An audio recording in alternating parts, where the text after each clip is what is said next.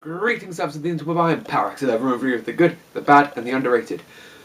Time to continue our journey toward the end of Gravity Falls. Last time we took a look at this excellent show was with Dipper and Mabel vs. the Future, and considering that episode completely obliterated me emotionally, I needed more time to recover for my next foray into the finale.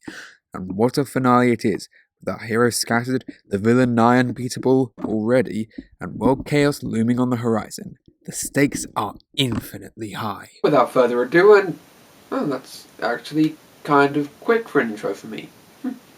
Let's dive right into Weirdmageddon Part 1 and 2. Part 1 starts where the last episode left off, with Bill imprisoning Mabel in a big bubble and unleashing world chaos to take over the world. Of course! So what's this world chaos going to be like? I mean, with Discord it was a patchwork, candy floss and flying pigs, so since the characters are so similar, I'm sure Bill's Odd Pockets will be... Nope! We're down now, boys!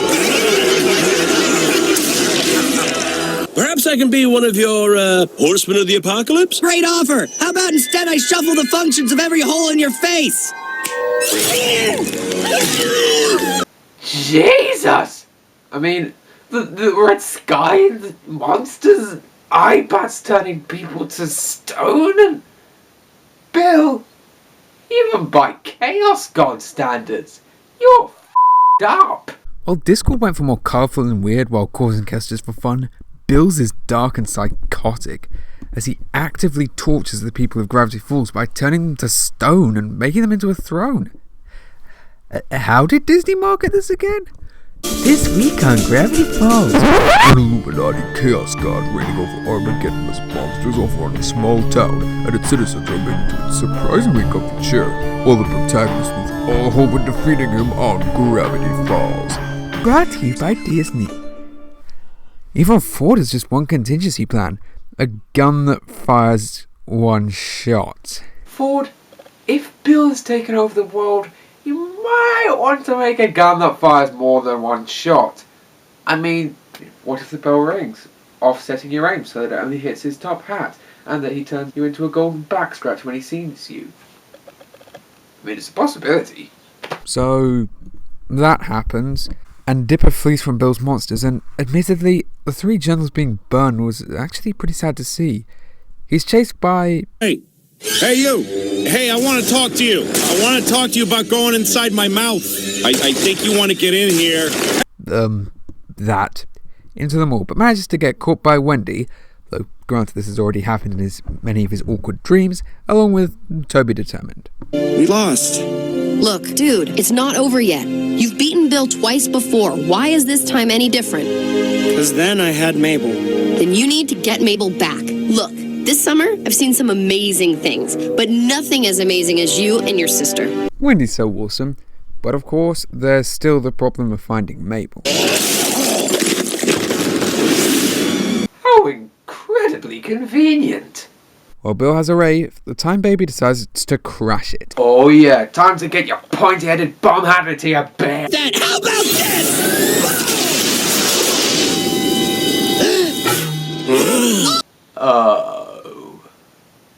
Well, we see Blendon teleports away while tapping some kind of device, and at the beginning of part 2, Bill can't escape Gravity Falls. I'm sure he used some kind of future tech to block it out, making up for his actions while possessed that got Bill freed. Blendon never appears again in the finale.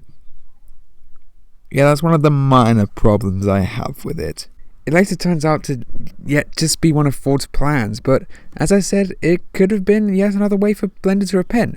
Not just for releasing Bill, but also for causing Dipper and Mabel so much grief when he changed them to Globnar. Don't ask, it's just weird. For him losing his job, and to prove he's more than just a loser time traveler with the voice of Lemongrab. Dipper and Wendy escaped the mall while chased by Gideon's henchmen, who were employed by Bill. Quick question, did you ever get your driver's license? Definitely not.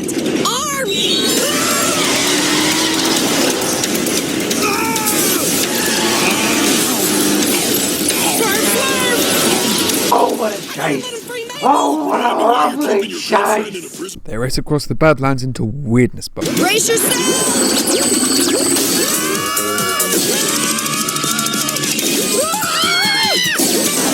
You know an apocalypse is bad when actual people are the weirdest thing in it. The best you can do is strive to be someone worthy of loving. Oh, I'm worthy of loving! These prisoners love me! But Mabel doesn't, because you're selfish. But you can change. Dipper, will you tell her what I did? Who thought a creepy obsession was actually benefit our heroes? So as Gideon and his henchmen face the eye bats, not a sentence I thought I could see in my life, Zeus turns up and they unlock the prison bubble as part 1 ends. Part 2 begins with, as I mentioned before, Bill finding his monsters can't escape the falls and our heroes entering Mabel's prison, which is...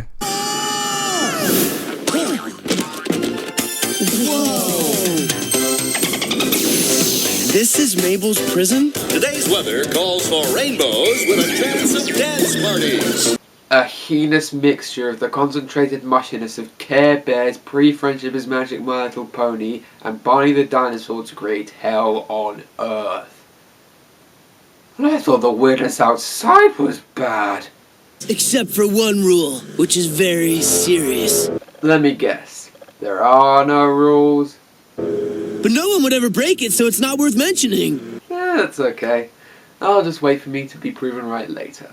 After being offered some dubious drinks, The world was created by Bill. Oh, that punch is probably blood, and that glitter rain is probably ground up bone. but they wouldn't. It's a kid show, right? They go after Mabel, take out her guards in an unusual way. However, they find that Mabel doesn't want to leave. I'm saying this is my home now, and I don't want to be saved. God damn it, Mabel, you're making Princess Peach look proactive. Joking aside though, this expands on Mabel's excellent conflict at the end of Dipper and Mabel vs. the Future. I'll admit that even now, I feel great nostalgia for my childhood, and especially during the exams I yearn for the simpler times. The prison perfectly personifies Mabel's unwillingness to grow up, along with being one of Bill's cleverest schemes. Mabel's bubble is the most diabolical trap I've ever created. It would take a will of titanium not to give in to its temptation. We're introduced to Dipper's copy in that world, Deepy Fresh, and... Wiggity wiggity, what's up, dude bros? yeah, not a fan. But, as you probably noticed, he's voiced by Alex Hirsch in a rather similar voice to Bill.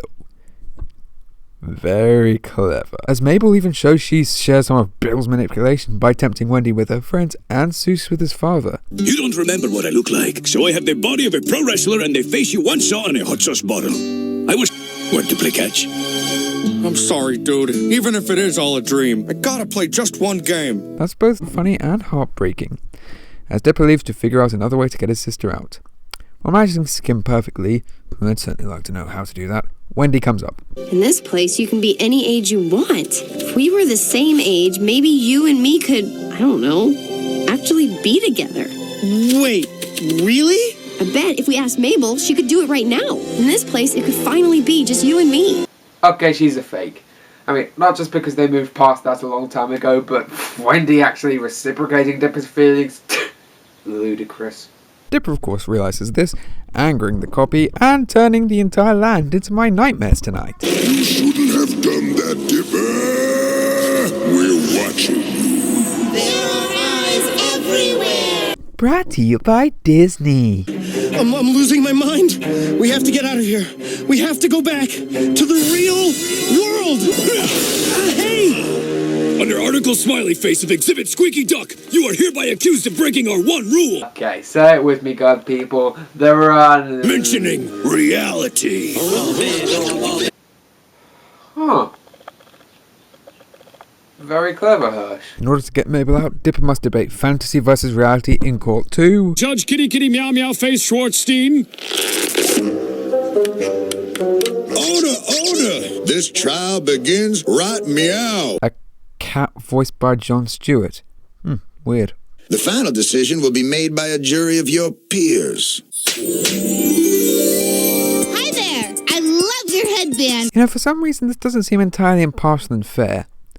Zeller and Kraz prove themselves to be pretty good lawyers, as they rather deviously show a school photo where Mabel got gum in her hair, and then, when Dipper counters, they show a Valentine's Day when he was mocked for getting no Valentines. But... Just look.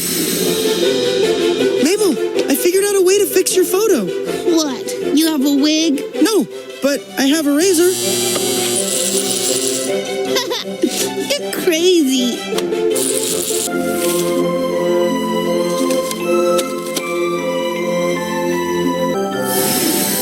We've always been there for each other. I actually thought I was going to stay here and be Ford's apprentice. Spend my entire teens cooped up in a basement with a lab coat? How ridiculous is that? I don't know what's going to happen in the future, but whatever it is, you don't have to fear because we'll do it together. I'm not taking Ford's apprenticeship. Okay, and now I shall play that to any of my friends if they ever get terminally obsessed with World of Warcraft or any other RPG. Thanks, episode. And so Mabel agrees to go back, releasing her control of Mabel and creating even more nightmare fuel, but they escape on giant waddles who, for some reason, doesn't become a nightmare until that created by Mabel. Why did I think it would make sense? And they escape to the shack. Dudes.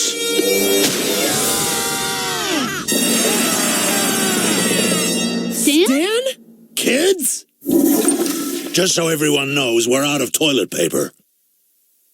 Did I miss something? Wait, does that mean it has more than one bottom as well as more than one head, or just one bottom, it just used a lot of toilet paper, or did Stan not stock up? And I just realised I started to think about the behind of a mythical bear. If you'll excuse me, I just need to wash out my brain. So that was parts 1 and 2 of Weirdmageddon, and good god are they epic. Despite a couple of tiny plot holes, these 2 parts are excellent.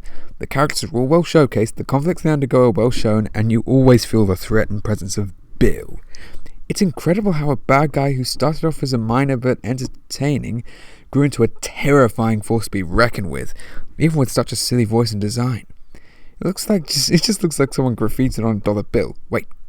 Bill's name is the same as money. He has 3 sides in one hat. The dollar bill has 4 sides. 1 plus 3 is 4. Donald Trump has lots of dollar bills and his net worth is around $4 billion. So, Donald Trump is Bill Cipher confirmed.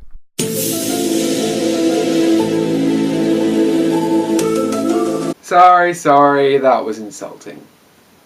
To Bill! The animation is also excellent. It's usually great, but the bright colours of Mabelland or the dreary reds and browns of Weirdmageddon and dark Mabelland are excellent at setting the mood and tone. So in the end, these 2 episodes were amazing, and they're making me even more excited for the one true end. I will conclude the Weirdmageddon reviews a couple of next times later. Once again, I have feels overload and need to recover. I am Parix11, thank you for watching. It's the end of the world as we know it. It's the end of the world as we know it. It's the end of the world as we know it. I feel Weird.